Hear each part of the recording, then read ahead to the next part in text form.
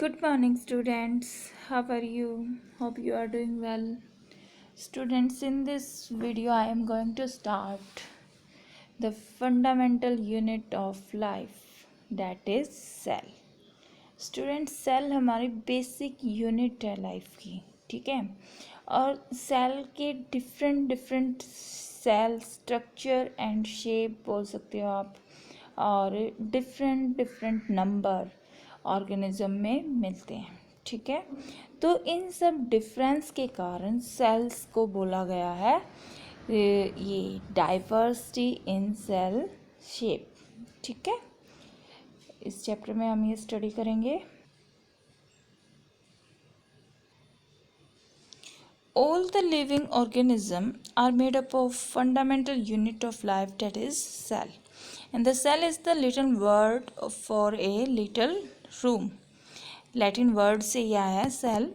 And scientist Robert Hooke saw a little room in the cork.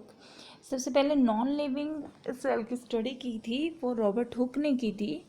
उन्होंने किसी tree की bark में जो सेल्स की रिपीटेशन यूनिट देखी थी, उन्होंने उसको नाम दे दिया था एक लिटिल रूम का।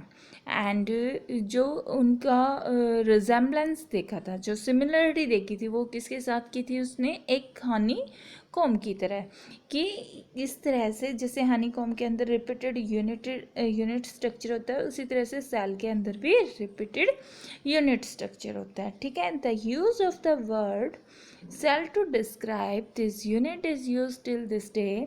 आज के दिन सेल की स्टडी करना हम क्या कहेंगे, cell biology. And the compound microscope consist eyepiece, objective lens, condensed to observe a cell after putting a drop of safrarin for a plant cell and methylene blue for the animal cell। देखो जो आपकी book में भी दे रखा है कि compound microscope की जब हम स्टडी करते हैं तो उसके अंदर आईपीस, ऑब्जेक्टिव लेंस का ये पार्ट्स उसके प्रेजेंट होते हैं। और इन्होंने कुछ डाई का नाम बताया है, जैसे saffron dye. Saffron dye plant cell की स्टडी करने के लिए यूज़ की जाती है, और मिथाइलिन ब्लू एनिमल सेल की स्टडी करने के लिए यूज़ की जाती है, ठीक है। ये हम प्रैक्टिकल वर्क है, हम लैब में करेंगे, ठीक है। एंड द साइंटिस्ट लीवन हुक सा द फ्री लिविंग सेल। देखो जो सबसे पहले सेल की स्टडी थी वो एक नॉन लिविंग सेल से हुई थी जो रॉबर्ट हुक ने दी थी, लेकिन लिविंग सेल की स्टडी लीवन हुक ने दी थी, ठीक है। उन्होंने कहा सबसे पहले उनको एनिमिक्यूल्स कहा कि एनिमल जैसा कुछ स्ट्रक्चर्स हैं। पॉन्ड वाटर के उन्होंने सबसे पहले उनके अंदर सेल्स को देखा था। और Leeuwenhoek is known as the father of the biology and the microbiology. Scientist Robert Brown ने डिस्कवरी किसकी की थी, न्यूक्लियस की, ठीक है। And the cell theory state that all plants and animal are composed of cell. It was proposed by Schleiden and Schwann, ठीक है। तो ये साइंटिस्ट हुए थे और इन्होंने क्या किया था, सेल थ्योरी की स्टडी की थी। जो सेल्डन था इन्होंने प्लांट की स्टडी की और सामन ने एनिमल्स की स्टडी की थी। The cell theory was further expanded by Virchow by suggesting that all cell arises from the pre-existing life। जो सेल्स है हमेशा अपनी पहले वाली सेल से आती है। ये बात किसने की थी, ये सेल थ्योरी में, सेल थ्योरी को आगे मॉडिफाई किया गया किसने, विर्चॉव ने, ठीक है। इसमें जैसे देखो एक एग्जाम्पल लेते हैं हम, जैसे एक मान लो सेल है, ये सेल है, जब इसका ये एसेक्सुअल रिप्रोडक्शन की बात कर रही हूँ मैं, ये डिवाइड होगी तो ये अपने दो पार्ट में डिवाइड हो जाएंगी। तो ये दोनों सेल्स कैसे आई, ये अपनी पहली वाली सेल से आई, प्री एग्जिटिंग सेल से, clear, okay. The cell differ in size, shape, structure, इन सब में डिफर होती है। जैसे onion peel, various cell in human body, ये सेल्स जो हैं type of cells, onion cell, smooth cell, blood cell, bone cell, fat cell, nerve cell, ovum, sperm, इस kind of cell perform a specific function. इनके different different function होते हैं। इनका structure देखते हैं हम।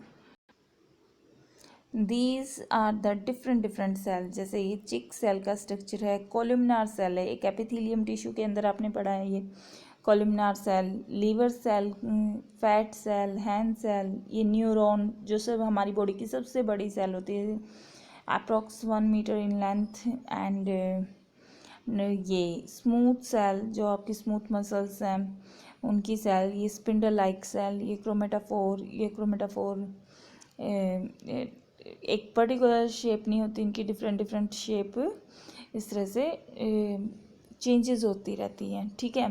ये एल्गी के अंदर इस तरह से पाए जाते हैं, जैसे एल्गी है, एल्गी का ये वाला स्ट्रक्चर है, ये अपनी जैसे ही इसको फूड पार्टिकल मिला तो ये अपनी शेप उसके अकॉर्डिंगली चेंज कर लेगा, ठीक है।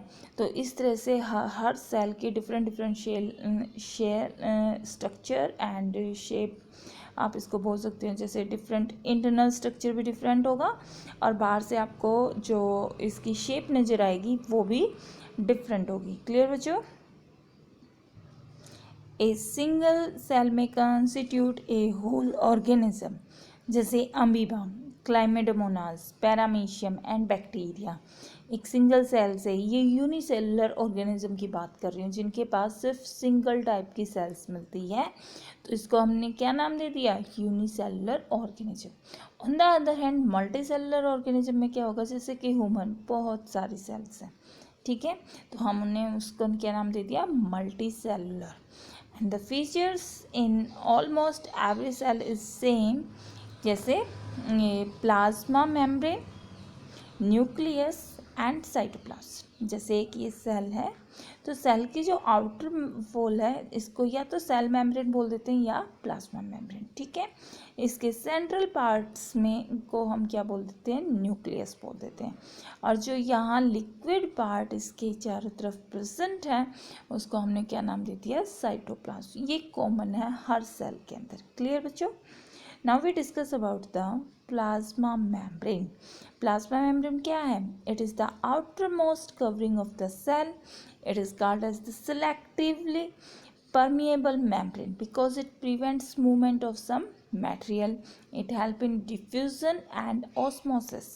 Diffusion क्या है? Movement of substances from higher concentration to the lower concentration. Example जैसे carbon dioxide, oxygen with external environment. देखो बच्चों, मान लो कि एक रूम है, एक रूम में कोई एक बच्चा एंटर कर रहा है और जैसे ही मान लो उसने परफ्यूम लगा रखा है, तो वो जैसे ही रूम में एंटर करेगा तो क्या होगा? आपको उसकी स्मेल आ जाएगी। तो क्या होगा? उस हायर कंसंट्रेशन से लोअर कंसंट्रेशन में आपको वो स्मेल आ गई, ठीक है। तो ये डिफ्यूज़न की प्रोसेस है, ठीक है। और प्लाज्मा मेम्ब्रेन का जो नेचर है वो सिलेक्टिवली, जैसे सेल है, सेल के चारों तरफ हमने इस तरह से स्ट्रक्चर बताया कि ये प्लाज्मा मेम्ब्रेन का स्ट्रक्चर है, तो ये अपने इंटरनल मटेरियल को बाहर की तरफ नहीं जाने देती, ठीक है। तो इस वाले मटेरियल्स को ये चेक करती है कि क्या सेल के अंदर आएगा और क्या सेल के बाहर जाएगा, तो इसलिए इसका क्या नाम दे दिया? Selectively permeable membrane. क्लियर बच्चों? जैसे ये डिफ्यूजन है, डिफ्यूजन में क्या होगा? Higher concentration to lower concentration क्या होगी? इन पार्टिकल्स की मूवमेंट होगी। Clear student? Now we discuss about the osmosis. Osmosis, it is the passage of water from regions of higher water concentration to a region of the lower water concentration through a selectable permeable membrane.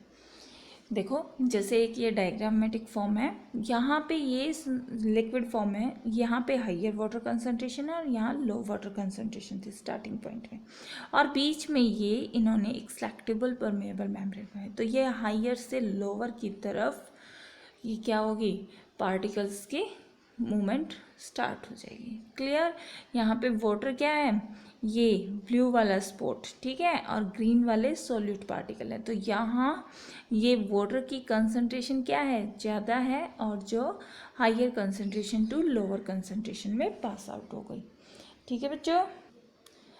Student देखो, the cell water, if medium surrounding the cell has a higher water concentration, चारों तरफ higher water concentration है, तो cell क्या करेगी? Gain करेगी water, बाहर से अंदर की तरफ एंटर हो जाएगा। तो उसको इन्होंने बोल दिया hypotonic solution then the cell, ठीक है, बाहर वाले मीडियम में ज़्यादा कंसंट्रेशन थी। अब कह रहे थे cell maintain the same water concentration as the cell, बाहर भी सेम है अंदर भी सेम है, कोई डायरेक्शनल नहीं हो रही, तो उसको बोलेंगे हम isotonic solution. The cell loss water if the medium has lower water and then the cell के कंपेयर में बाहर जो है कम वाटर है, तो उसको क्या बोल देंगे, हाइपरटोनिक सॉल्यूशन। ठीक है, द सेल ड्रिंकिंग, सेल की जो ड्रिंकिंग हो रही है, सेल जो वाटर ले रही है, उसको हमने क्या नाम दे दिया, endosmosis, and osmosis of water is called exosmosis. जैसे ये स्टूडेंट देखो, osmosis of water is called the exosmosis, ये endocytosis, this one is the exocytosis. ये बाहर एक्स्ट्रा सेलुलर फ्लूइड के डॉट हैं, जो अगर ये सेल एंटर करते हैं, अगर सेल इनको इनगल्फ कर रही है, तो ये क्या किसका केस हो जाएगा, एंडोसाइटोसिस का। अगर ये वेसिकल्स को ये अपनी बॉडी से बाहर निकाल रही है, तो this case is the exocytosis. Clear? and the cell engulf food is called the endocytosis and exit तो exocytosis। ठीक है, अमीबा का जो फूड प्रोसेस है वो एंडोसाइटोसिस है, एंड उसकी बॉडी से सॉलिड वेस्ट मटेरियल का एक्सक्रीशन होना, उसको क्या बोलोगे, एक्सोसाइटोसिस। ठीक है, and the cell wall is rigid outer covering composed of cellulose. जो सेल वॉल होती है बच्चों, वो किसकी बनी होती है, सेलुलोज की, and it provide the structural strength to the plant when a living cell lose water। अगर कोई living cell water lose कर रही है, shrinkage in their size, then it is known as the plasmolysis। तो आप उसको क्या बोलोगे, plasmolysis बोलोगे। Clear? and the cell wall permit the cell of plant fungi bacteria to withstand very dilute hypotonic solution में रखना चाहिए, ताकि वो ब्रस्ट ना हो, विदाउट एनी ब्रस्टिंग। ठीक है, देखो प्लाज्मोलाइसिस कब होगी, जब सेल का साइज सिकुड़ जाएगा, ठीक है, और श्रिंक हो जाएगी। और डीप्लाज्मोलाइसिस कब होगी, जब सेल स्वेल अप हो जाएगी, ज़्यादा वाटर एंटर कर जाएगा। क्लियर बच्चों? अब कह रहे हैं न्यूक्लियस। न्यूक्लियस क्या है बच्चों, nucleus it is a dark coloured spherical or oval dot like structure near the center of a cell, जिसको इन्होंने क्या बोल दिया, nucleus. And nucleus play important role cellular activity में एंड रिप्रोडक्शन में। And chromatin material get organize into chromosome. जो chromatin होता है, ठीक है, single thread like structure present in the nucleus is known as the chromatin. And जब ये aggregate होते हैं, तो ये क्रोमोसोम में कन्वर्ट हो जाते हैं। And the chromosome contain information, और क्रोमोसोम क्या रखता है, इंफॉर्मेशन, किस चीज़ की, हेरिडिटी की इंफॉर्मेशन, जो डीएनए की, जो one generation to next generation क्या होते हैं, पास आउट होते हैं। डीएनए क्या है, डीऑक्सीराइबोन्यूक्लिक एसिड है। And the functional segment of DNA, DNA की जो फंक्शनल सेगमेंट है, उसको आप क्या बोलोगे, जीन्स बोलोगे, जो अपने पास सारी की सारी इंफॉर्मेशन को स्टोर रखता है। Student, this is the structure of nucleus.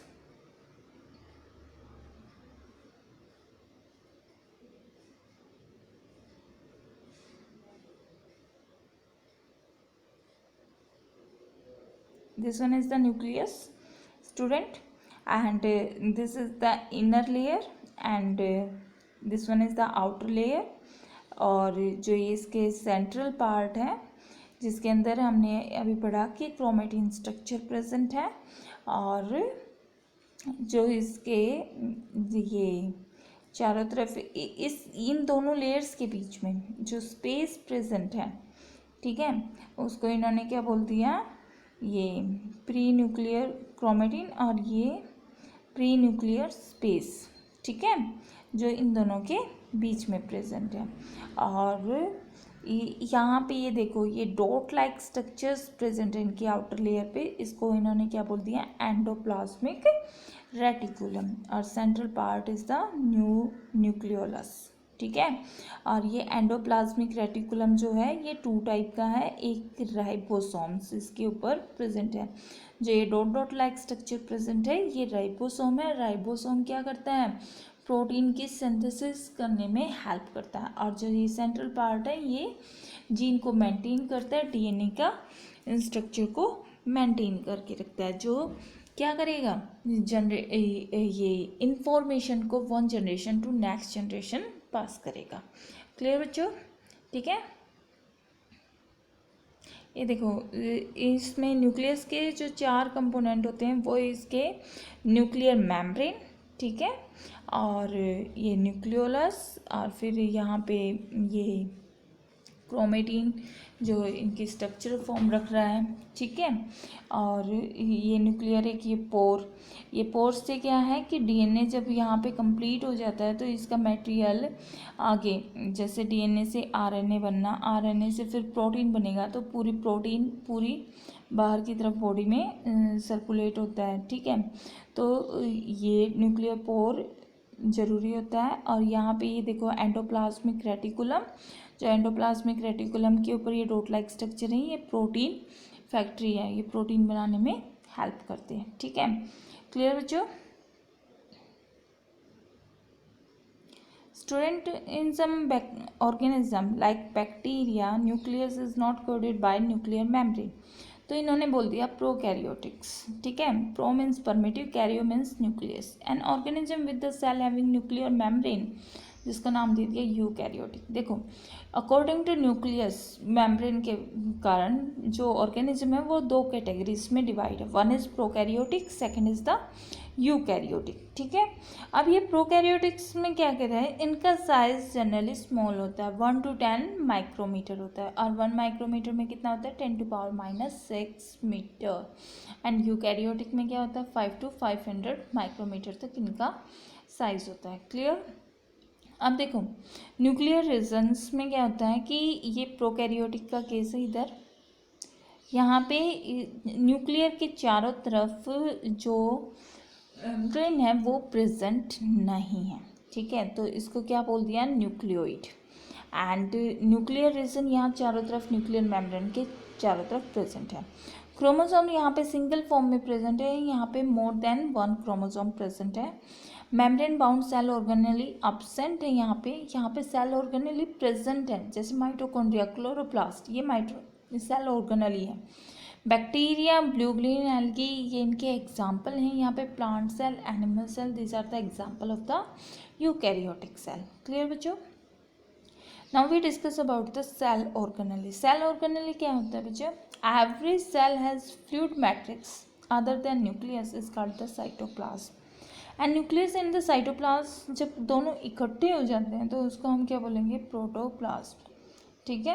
Nucleus को छोड़ के जितना फ्लूइड मैट्रिक्स होता उसको हम क्या बोलेंगे, साइटोप्लाज्म बोलेंगे, और न्यूक्लियस और साइटोप्लाज्म को दोनों को मिला के प्रोटोप्लाज्म बोलते हैं। And protoplasm term was coined by the Purkinje and it has important cell organelle.